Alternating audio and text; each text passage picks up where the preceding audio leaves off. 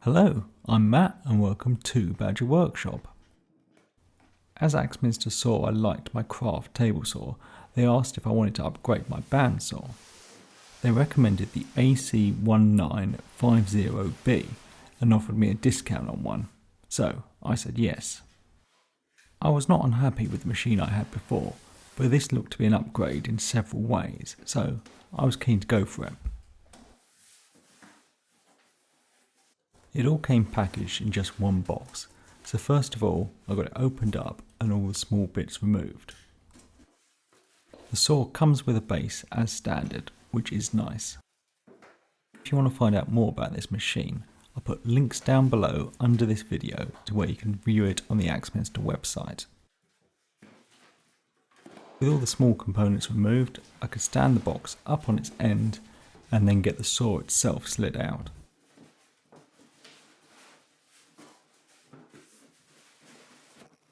It looks like the cast iron table needs attaching, but not a lot else done to it.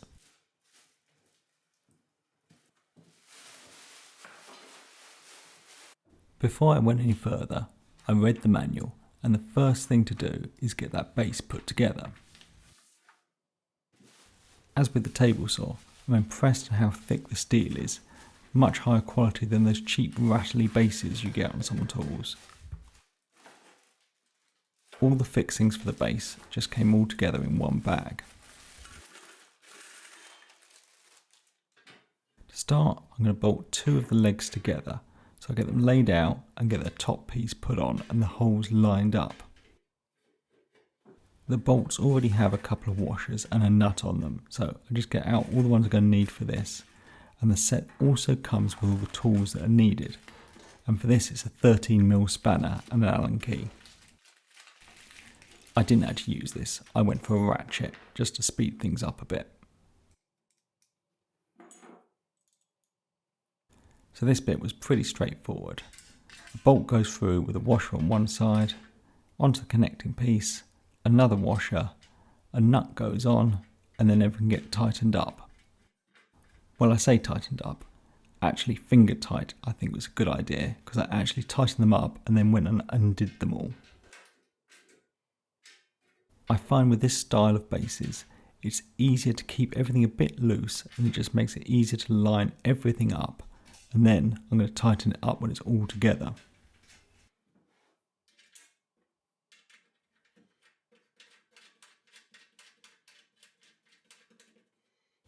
So when I've got two of these leg assemblies made, I can then get them joined together.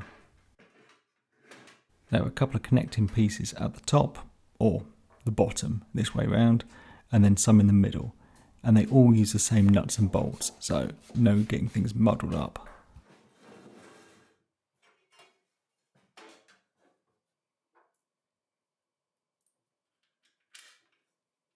Now everything's together but loose, I get it put up right and then give it a shake to make sure all four legs sit nicely on the bench.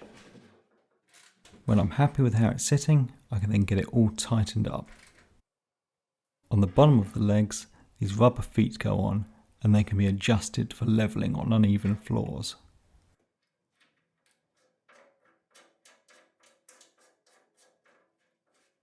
And that's the stand all put together, and it can go down on the floor and I'm going to put it onto a heavy duty mobile base. Now the saw that is quite heavy but manageable go into place. In all four corners of the saw there's holes that need to be lined up with corresponding holes on the base, and then nuts, bolts and washers can go on to lock the two together.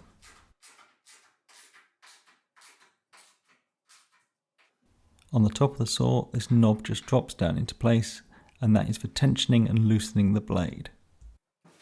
Now for the cast iron table.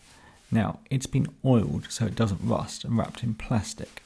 Now, I should have cleaned it at this stage, and you'll see why in a bit.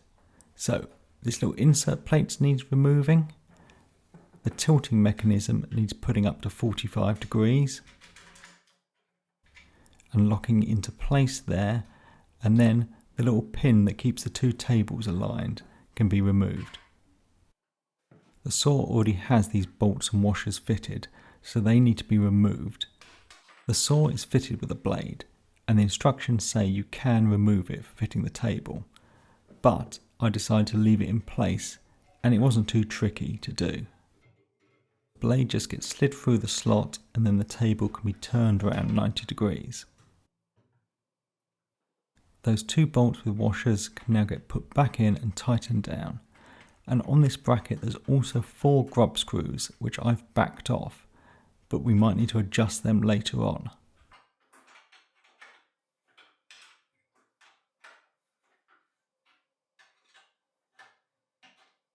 I can now loosen off those locking levers and lower the table, and you can see there's a bolt that stops it.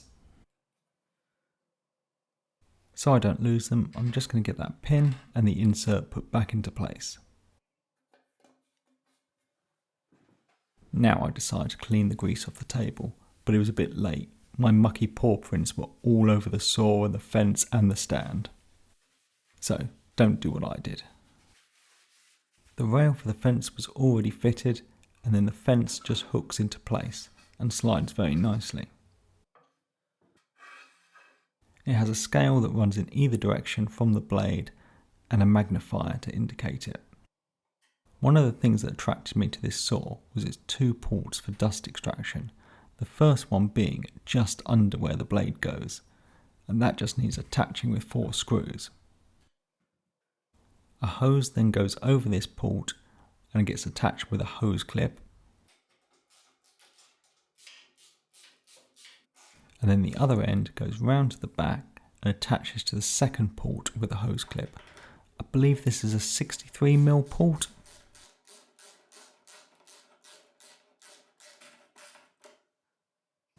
The last thing that needs attaching to the saw is this little hook, which is where the supplied push stick goes, which is a nice little feature.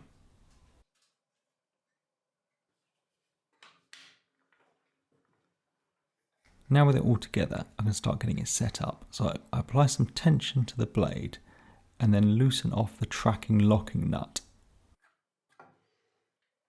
I spin the blade and adjust the tracking until the blade is in the centre of the wheel and you can see it through the little window on the side of the machine.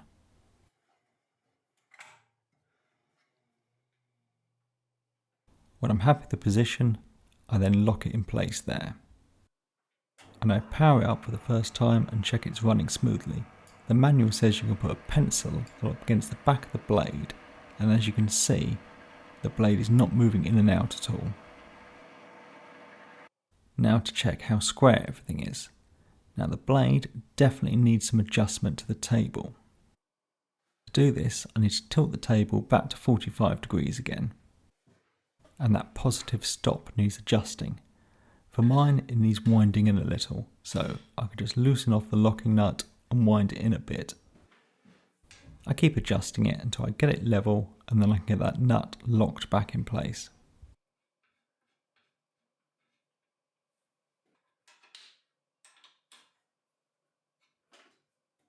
Now I can get the square on the back of the blade and see how that looks, and that's also going to need some adjustment. So again, loosen the table off, tilt it back over to the side, and now we can loosen off those 2 nuts. This is where those 4 grub screws I spoke about earlier come in, and I need to adjust the 2 at the back, winding them down a bit to lift the table up. I keep adjusting them and checking until I'm happy, and then I can get those 2 bolts locked back down again.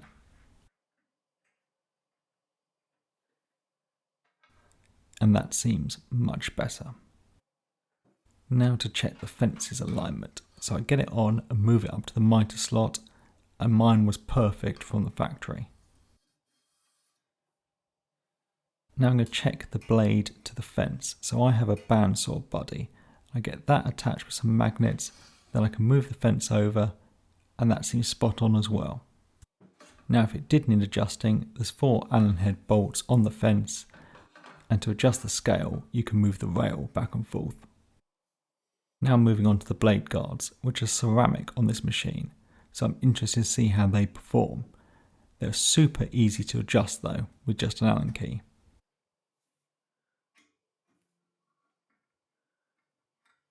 The bottom blade guards are always more tricky, but I found with a longer Allen key, looking down through the insert plate, they weren't too bad to do. The last job is just to adjust this brush until it contacts the wheel. And that's it all put together. So now for some test cuts. I'm starting with a scrap of 2x3, cutting the thinnest bit I can. And for a first cut, I'm very impressed. Very straight with no blade drift.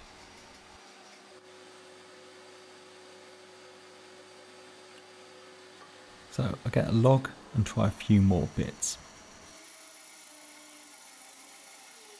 So first impressions, I'm really pleased with this machine, and if you want to look at it, the links are down below to it.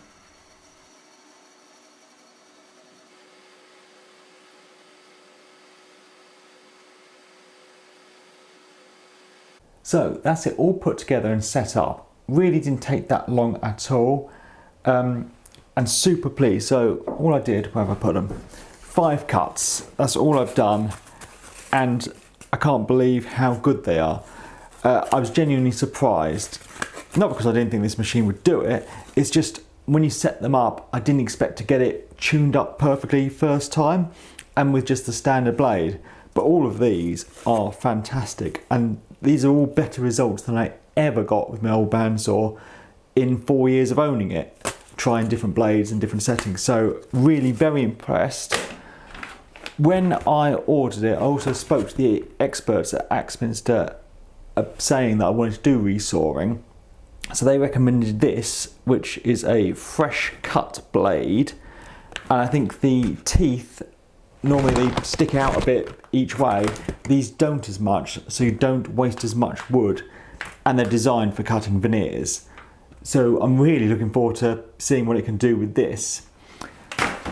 So yeah, I'm going to use this for 4 weeks, same as I did with the table saw, and then give you my thoughts on it. But so far, really impressed. So thanks for watching, thanks to my patrons, and please subscribe for more videos.